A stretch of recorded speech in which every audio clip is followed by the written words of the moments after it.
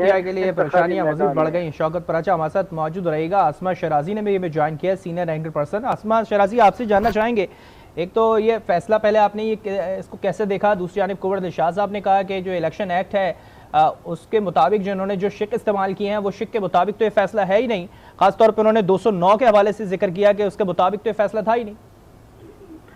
जी, मुझे ये तो नहीं पता कि किस शिक में क्या है, लेकिन बहरहाल जो फैसला इलेक्शन कमीशन में पेंडिंग था ये बहरहाल चैलेंज हुआ था। और इलेक्शन कमीशन के अंदर इंतखाबात जो कि इंट्रा पार्टी इलेक्शन थे पाकिस्तान तहरीक इंसाफ के, जो जरूरी थे। और अगर आपको याद हो तो अली जफर साहब ने उस दिन एक जुमला वहां पे कहा और उन्होंने कहा कि इंतखाबात जो है वो उनके आइन के मुताबिक नहीं हुए। तो जब आपके लॉयर्स भी ये बात कह रहे हैं और आपके इंतखाबात के हवाले से सवालात भी हैं, तो मुतमईन करना जो था वो पाकिस्तान तहरीक इंसाफ का काम था और उन्होंने ये मुतमईन करना था इस वक्त पे। मगर इलेक्शन से बिल्कुल कुछ दिन पहले इस फैसले का आना और इंतखाबात का उनके कलदम होना, यानी पाकिस्तान तहरीक इंसाफ की एक बहुत बड़ा धचका है पीटीआई के लिए। और हो सकता है कि पाकिस्तान तहरीक इंसाफ इस मामले को चैलेंज करे सुप्रीम कोर्ट में, और सुप्रीम कोर्ट में आज भी बड़ा रिलीफ मिला है पाकिस्तान तहरीक इंसाफ को, हो सकता है इसके ऊपर भी मिले। लेकिन जो कानूनी शिक्के थी उसके मुताबिक जो इंतखाबात करवाए जाने थे, उन इंतखाबात को पहले भी कलदम करार दिया गया था और बाद में भी, क्योंकि उसके मुताबिक बाकायदा एक पूरा, और खुद बाबर साहब जो है इनके पुराने जो वर्कर थे और बानी रहनुमाओं में से थे, उन्होंने इसको चैलेंज कर रखा है, इस फैसले को रखा हुआ था। और कल अगर आपने बैरिस्टर गौहर की बात सुनी हो तो उन्होंने भी ये कहा था कि अगर बल्ले का निशान ना हुआ तो फिर हमारे पास स्ट्रैटेजी मौजूद है। और प्लान ए और बी और सी की बात जो है वो अली जफर साहब ने की थी। इसका मतलब ये है कि किसी और नाम से रजिस्टर्ड पार्टी जो है वो पाकिस्तान तहरीक इंसाफ उसके लिए जा सकती है, और इसका मतलब ये भी है कि वो सुप्रीम कोर्ट भी जा सकते हैं, और इसका मतलब ये भी है कि वो फिर एहतजाज भी कर सकते हैं। यानी बहुत सारी चीजें जो है वो पाकिस्तान तहरीक इंसाफ करेगी। और अभी अगर आप देखें तो इलेक्शन कमीशन का जो फैसला है उसके खिलाफ जाने की खबर भी आ रही है कि कल अदालत से जो है वो उनको जो है वो उनके रुजू किया जाएगा। तो अगर इस तरह होता है और वहां से उनको मिल जाता है रिलीफ सुप्रीम कोर्ट से भी, तो फिर तो पाकिस्तान तहरीक इंसाफ बल्ले के निशान के ऊपर लड़ सकती है इलेक्शन। और अगर नहीं रिलीफ मिलता तो फिर उनको अपनी स्ट्रैटेजी जो है वो वाज़ेह करनी पड़ेगी अपने कैंडिडेट्स के लिए, क्योंकि ये जो है स्टेज ये बड़ा क्रूशल स्टेज है जिसमें कि तमाम जो अरकान हैं उनके उम्मीदवार हैं वो अपने अपने कागजात नामजदगी जमा करवा रहे हैं। और अगर किसी कैंडिडेट के पास बल्ले का निशान नहीं होगा और वो इंडिपेंडेंट किसी निशान के ऊपर लड़ेंगे, तो इसका मतलब ये है कि इंडिपेंडेंट तो बहुत सारे लोग जो है वो उनको मुख्तलिफ निशानात अलॉट किए जाते हैं। तो हो सकता है कि पाकिस्तान तहरीक इंसाफ किसी दूसरी रजिस्टर्ड पार्टी के नाम से जो है वो आए, जिस तरह से पाकिस्तान पीपल्स पार्टी पार्लियामेंटेरियन तब आई थी जब पाकिस्तान पीपल्स पार्टी के ऊपर जो है वो पाबंदी लगी थी। ये 2002 की बात है, जबकि एक पैट्रियट ग्रुप बनाया गया था, लेकिन उसी वक्त में पाकिस्तान पीपल्स पार्टी को पार्लियामेंटेरियंस के नाम से रजिस्टर करना पड़ा था, जिसके सरबराह इस वक्त जो है वो आसिफ अली जरदारी साहब है। तो ये सियासी जमातों के साथ होता रहा। और आपको याद होगा कि सेनेट की इलेक्शन के अंदर इसी तरह का फैसला पाकिस्तान मुस्लिम लीग नवाज के साथ भी आया था, और फिर मुस्लिम लीग नवाज के जो कैंडिडेट थे उन्होंने आज़ाद इलेक्शन लड़ा था। लेकिन क्योंकि वो सेनेट का इलेक्शन था तो वो मैनेज हो सकता था। ये आम इंतखाबात हैं जिसमें कि 272 जो नशिस्तें हैं उनके लिए इलेक्शन होगा। तो ये एक काफ़ी क्रिटिकल और क्रूशल टाइम के ऊपर ये फैसला जो है वो आया, और पाकिस्तान तहरीक इंसाफ को इसका नुकसान हो सकता है अगर इनको कोई इमीडिएटली रिलीफ नहीं मिलता। ठीक, आसमा आपने काफ़ी तफसीलन बात की कि क्या इम्कानात हो सकते हैं। हम देखेंगे कि कल अगर सुप्रीम कोर्ट में वापस से जाके इसको चैलेंज किया जाता है, पॉजिटिव में आता है अगर फैसला तो ठीक है, और अगर पॉजिटिव फैसला नहीं आता पीटीआई के लिए तो बहुत सी मुश्किलात पेश आएंगी। अगर न्यू नेम, जिस तरीके से आपने कहा कि एक नई पार्टी के नेम के साथ आ सकते हैं, तो पीटीआई पार्लियामेंटेरियन हम जानते हैं कि परवेज खटक की मौजूद है, कोई और सा ही नाम होगा। और एक नए नाम को, इलेक्शन बिल्कुल करीब है, पोलिंग का दिन आने वाला है, बहुत कम टाइम है, एक नए नाम को स्टैब्लिश करना कितना मुश्किल होगा, और तहरीक इंसाफ के वोटर्स तो स्कैटर्ड हो जाएंगे इस तरीके से। जी बिल्कुल, जाहिर है कि बहुत मुश्किल होगा, लेकिन तहरीक इंसाफ के लिए नामुमकिन नहीं होगा अगर वो किसी पार्टी के नाम से आते हैं, जिस तरह की उनकी नेटवर्किंग है और जिस तरह की उनकी एक स्ट्रैटेजी होती है मीडिया और सोशल मीडिया की, उस एतबार से। और इतना मुश्किल भी नहीं रहा जिस तरह से 2002 के अंदर हुआ था। लेकिन असल बात वही है कि इस वक्त अगर पाकिस्तान तहरीक इंसाफ का जो एक बड़ा और पुराना इंतखाबी निशान बल्ला। और आपको याद होगा कि पाकिस्तान पीपल्स पार्टी के पास तलवार का निशान था, फिर उसके बाद उनको तीर के लिए जाना पड़ा और निशान उनसे भी छीना गया था। तो फिर इस वक्त भी जो है वो तलवार और तीर दोनों पीपीपी और पीपीपी के पास जो है वो मौजूद है। लेकिन इसका नुकसान होता है, ज़ाहिर है एक ऐसा इलेक्शन भी हुआ जिसमें कि 18 नशिस्तें पाकिस्तान पीपल्स पार्टी जीत के जो है वो हाउस में आई थी। तो ये भी एक पाकिस्तान के अंदर ऐसे भी इंतखाबात हुए हैं। जाहिर है कि ये आइडियल इंतखाबात नहीं है, लेकिन ये लीगल ग्राउंड्स के ऊपर एक फैसला आया है जिसको कि इलेक्शन कमीशन के रूल्स के मुताबिक अगर देखा जाए तो उसके मुताबिक उन इलेक्शंस को कंडक्ट होना था।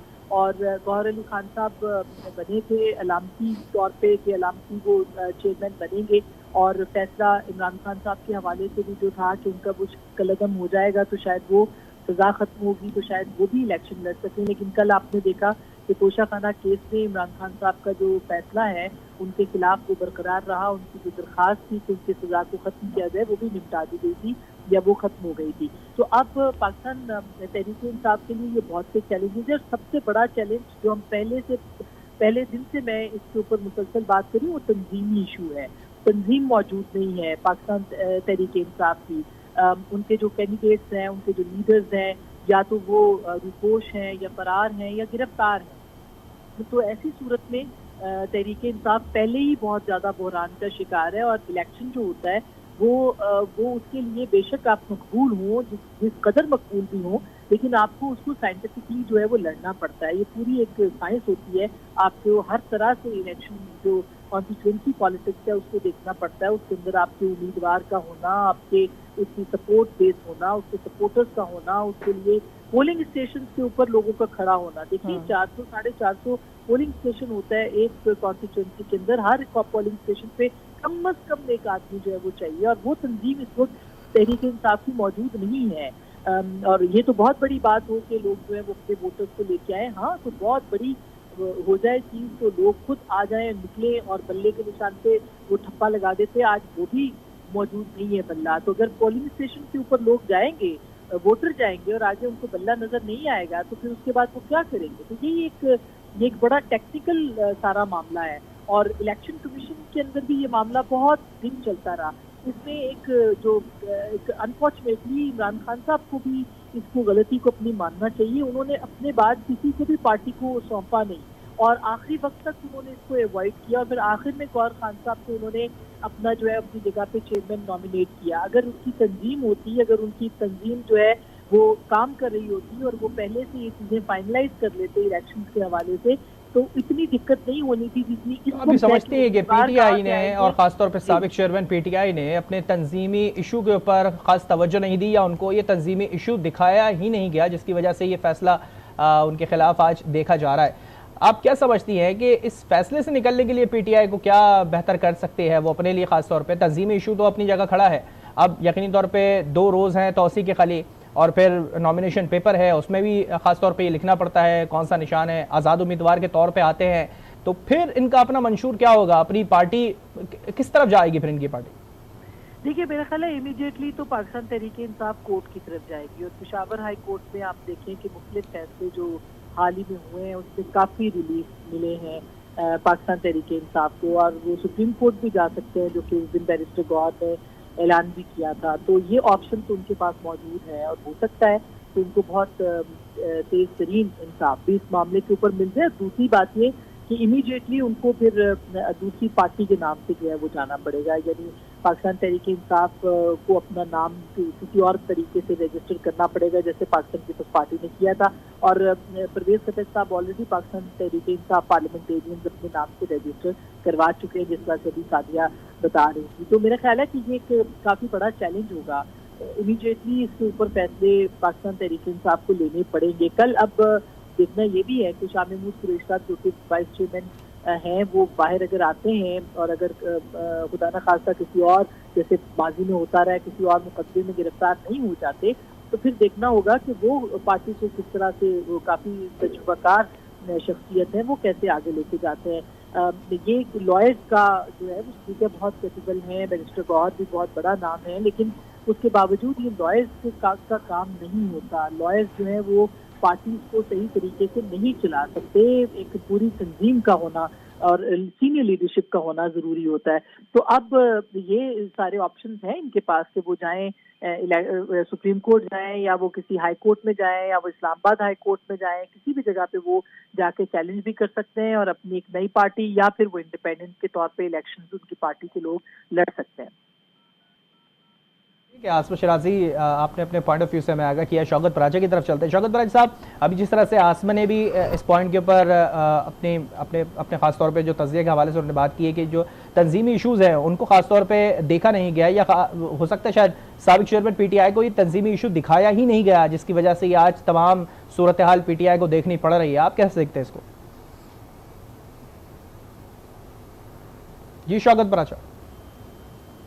शौकत पराचा से भी रब्ता करेंगे, इस पर मजीद बात करेंगे। आज इलेक्शन कमीशन ऑफ पाकिस्तान ने पीटीआई इंट्रा पार्टी इंतखाबात को कलअदम करार दे दिया है और पीटीआई से बल्ले का निशान वापस ले लिया है। 5 रुकनी बेंच ने यह फैसला सुनाया है। अब पीटीआई के लिए खास तौर पे मामला काफ़ी कठिन होता जा रहा है कि अब वो अदालत से रुजू करती है, कब जाती है, कितना टाइम लगता है, क्या अपनी दरख्वास्त में मौक़िफ़ अपनाया जाता है। और साथ साथ जो इलेक्शन कमीशन ने फैसला सुनाया है उस हवाले से भी कुंवर शाह साहब ने कहा कि जो पीटीआई इंट्रा पार्टी इंतखाबात का जो फैसला है वो कुछ शिकों पर पूरा नहीं उतरता, जिसके वजह से इसको चैलेंज किया जा सकता है और वो फौरी तौर पर अदालत भी जा सकते हैं।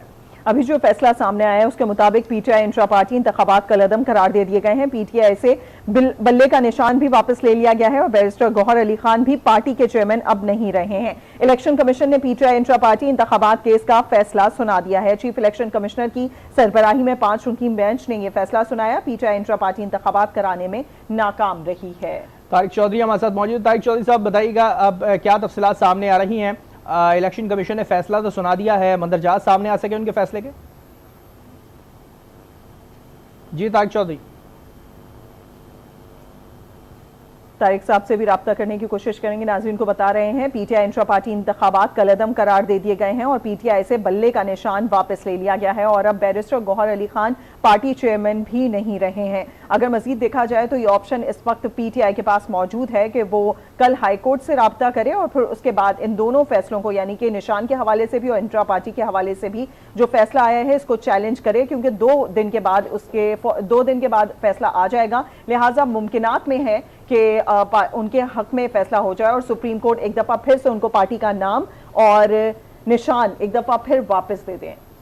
अभी आपको बताएं कि पीटीआई ने इलेक्शन कमीशन का फैसला पेशावर हाई कोर्ट में चैलेंज करने का फैसला कर लिया है। यह अहम तरीन खबर सामने आ रही है। साबिक chairman PTI barrister Gohar Ali Khan ने कहा है कि इलेक्शन कमीशन का फैसला बदनीयती पर मबनी है और फैसले के खिलाफ पेशावर हाई कोर्ट से रुजू भी करेंगे। मजीद तफसीलात जानते हैं नुमाइंदा न्यूज़ कामरान अली से। कामरान अली, अपडेट कीजिएगा, क्या कहा है उन्होंने?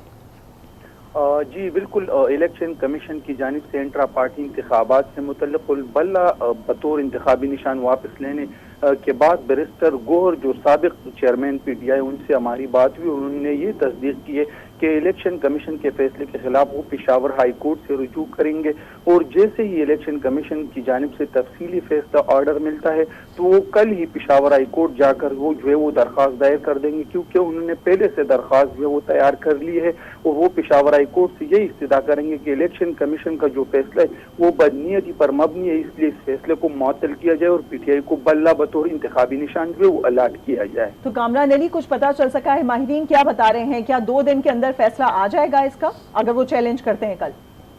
देखिए जी, जिस तरह बैरिस्टर गौहर से हमारी बात हुई तो उन्होंने कहा कि उन्हें यही उम्मीद है कि फौरी तौर पर इलेक्शन कमीशन की जानिब से उन्हें फैसला मिलना चाहिए, क्योंकि वो उस फैसले के खिलाफ जो है वो पेशावर हाई कोर्ट से रुजू करेंगे और जब तक इनके पास फैसला नहीं आता तो ये पेशावर हाई कोर्ट या किसी और अदालत से रुजू नहीं कर सकते। तो इसलिए इनके लिए जरूरी है कि ये इलेक्शन कमीशन से भी इनकी यही दरख्वास्त है कि फौरी तौर पर इनको फैसला दिया जाए ताकि ये किसी अदालत जाकर इस फैसले को चैलेंज कर सके। और उनका यही कहना है कि जैसे इनको फैसला मिलता है तो वो पेशावर हाई कोर्ट जाके रुजू करेंगे और इलेक्शन कमीशन का फैसला मुअत्तल करने की इस्तदा करेंगे। कामरान अली, बहुत शुक्रिया, हमें अपडेट कर रहे थे। सूरत हाल कुछ इस तरह से है। पीटीआई के लोग इससे पहले भी कह रहे थे कि उनको लेवल प्लेइंग फील्ड नहीं मिल रही और अब भी बैरिस्टर गौहर की जानिब से यही कहा गया है कि यह फैसला जातियात पर मबनी है और वो जल्द, यानी कि पेशावर हाई कोर्ट कल ही जाकर इस फैसले को चैलेंज करेंगे। इसके अलावा एक वफ्द ने भी आज इलेक्शन कमीशन से लेवल प्लेइंग फील्ड के मुतालबे के ऊपर मुलाकात भी की थी, मुज़ाकरात भी हुए थे। उसके बाद अब ये फैसला भी सामने आ गया है।